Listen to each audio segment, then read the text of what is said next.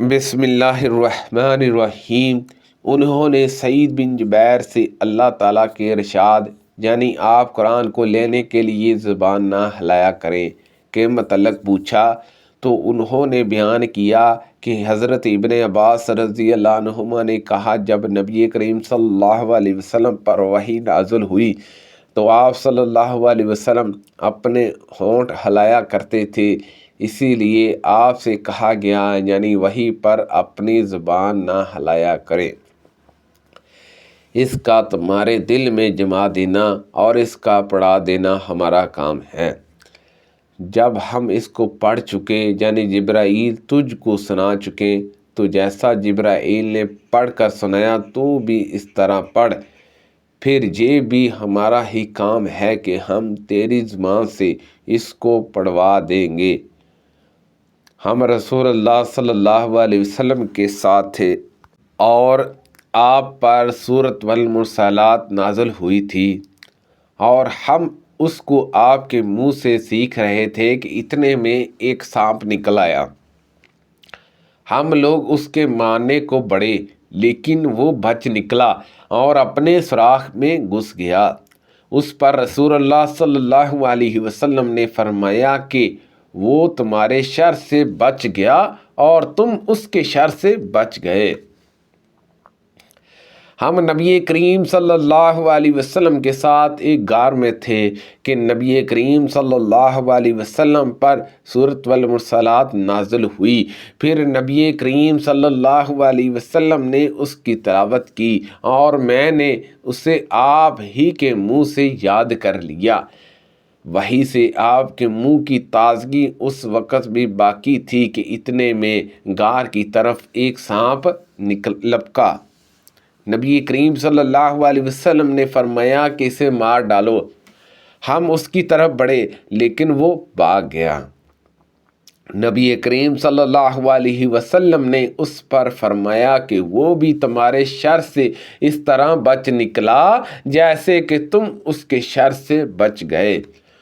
عمر بن حفص نے کہا، مجھے یہ حدیث یاد ہے، میں نے اپنے والد سے سنی تھی، انہوں نے اتنا اور بڑھایا تھا کہ وہ غار منع میں تھا۔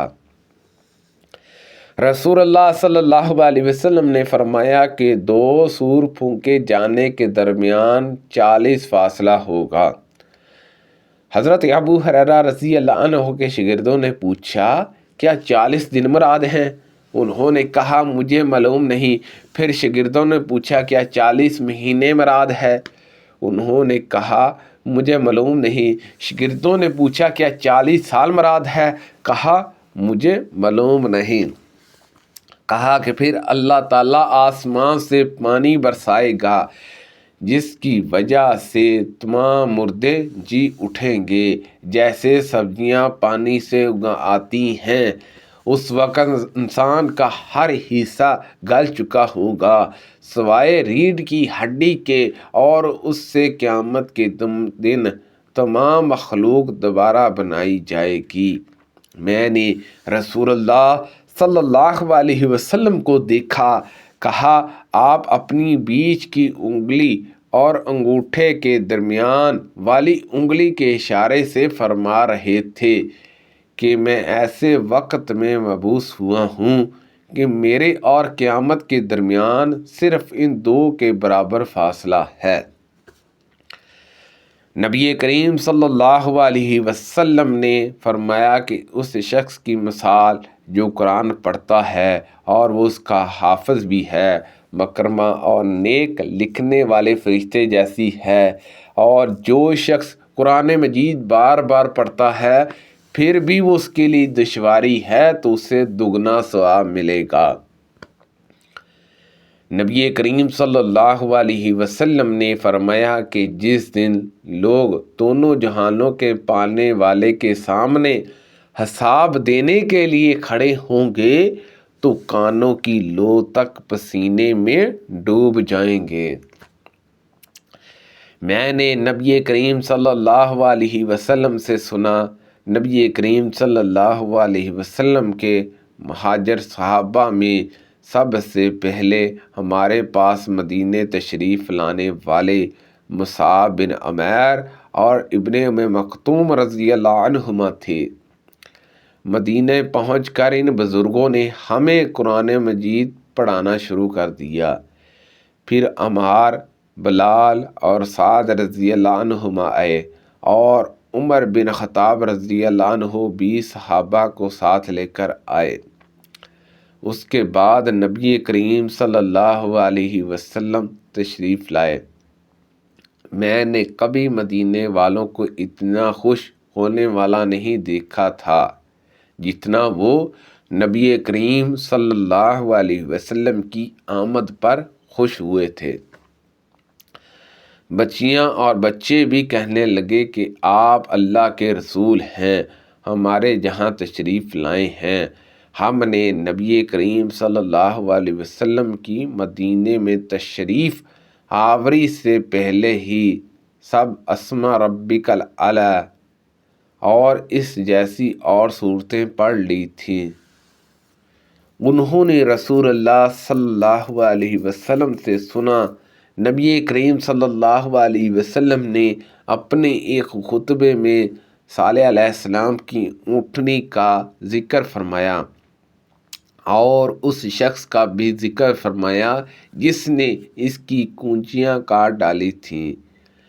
پھر آپ صلی اللہ علیہ وسلم نے ارشاد فرمایا، یعنی اس اونٹنی کو مار ڈالنے کے لیے ایک مفسد بدبخت قدار نامی کو اپنی قوم میں ابو زامہ کی طرح غالب اور طاقتور تھا، اٹھا۔ نبی کریم صلی اللہ علیہ وسلم نے عورتوں کے حقوق کا بھی ذکر فرمایا کہ تم میں بعض اپنی بیوی کو غلام کی طرح کوڑے مارتے ہیں، حالانکہ اسی دن کے ختم ہونے پر وہ اس سے ہم بستری بھی کرتے ہیں۔ پھر آپ نے انہیں ریا خارج ہونے پر ہنسنے سے منع فرمایا۔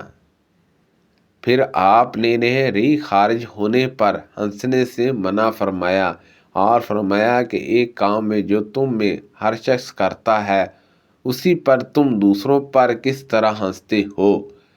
ابو معاویہ نے بیان کیا کہ ہم سے حاشم بن عروہ بن زبیر نے، ان سے عبداللہ بن زمعہ نے بیان کیا کہ نبی کریم صلی اللہ علیہ وسلم نے اس حدیث میں یوں فرمایا، ابو زمعہ کی طرح جو زبیر بن عوام کا چاچا تھا۔ ہم نبی کریم صلی اللہ علیہ وسلم کے ساتھ بقیع الغرقہ مدینہ منورہ کے قبرستان میں ایک جنازے میں تھے۔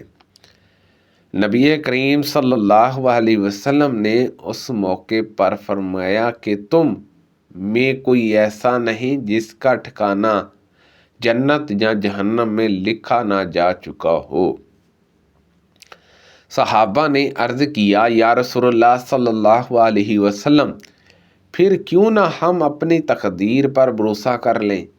نبی کریم صلی اللہ علیہ وسلم نے فرمایا کہ عمل کرتے رہو کہ ہر شخص کو اسی عمل کی توفیق میں ملتی رہی ہے جس کے لیے وہ پیدا کیا گیا ہے۔ پھر آپ صلی اللہ علیہ وسلم نے آخری آیت تک پڑھی، یعنی ہم اس کے نیک کام آسان کر دیں گے۔ نبی کریم صلی اللہ علیہ وسلم ایک جنازے میں تھے۔ آپ نے ایک لکڑی اٹھائی اور اس سے زمین کھودتے ہوئے فرمایا کہ تم میں کوئی شخص ایسا نہیں جس کا جنت یا دوزخ کا ٹھکانہ لکھا نہ جا چکا ہو۔ صحابہ نے عرض کیا، یا رسول اللہ صلی اللہ علیہ وسلم، کیا پھر ہم اسی پر بھروسہ نہ کر لیں؟ نبی کریم صلی اللہ علیہ وسلم نے فرمایا کہ عمل کرتے رہو کہ ہر شخص کو توفیق دی گئی ہے انہیں عمل کی جن کے لیے وہ پیدا کیا گیا ہے۔ سو جس نے دیا اور اللہ سے ڈرا اور اچھی بات کو سچا سمجھا، آخری آیت تک۔ شعبہ نے بیان کیا کہ مجھ سے یہ حدیث منصور بن معتمر نے بیان کی اور انہوں نے بھی سلیمان غماس سے اسی کے موقع بیان کیا، اس میں کوئی خلاف نہیں کیا۔ سبحان اللہ عز و جل۔ اللہ پاک سے دعا ہے کہ اللہ پاک ان حدیثوں پر عمل کرنے کی توفیق عطا فرمائے۔ اللہ پاک ہم سب کو صحت و تندرستی عطا فرمائے۔ کو پڑھنے میں غلطی کوتاہی ہو گئی ہو تو اللہ پاک معاف فرمائے۔ صدقہ جاریہ سے زیادہ لوگوں تک شیئر کیجئے۔ آمین بجاہ النبی الامین صلی اللہ علیہ وسلم۔